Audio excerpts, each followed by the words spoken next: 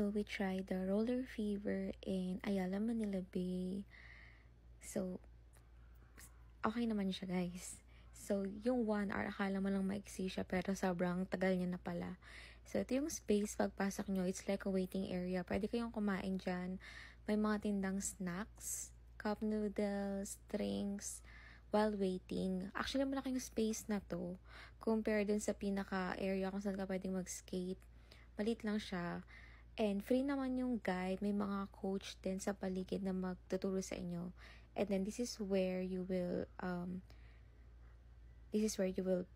pay the ticket. Nandiyan yung prices. 500 plus yung binayaran namin.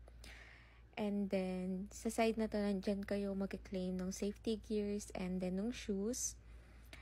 And sobrang saya. If you wanted to try it for experience, go. Pero 1 hour, grabe yung sakit ng paa ko nun. Ito yung sakit-sakit ng paa ko. And then, if you're a K-pop fan, you're going to enjoy because they play a lot of K-pop songs. 17s, EXO, other groups, girl groups. Sobrang ma-enjoy nyo siya, guys.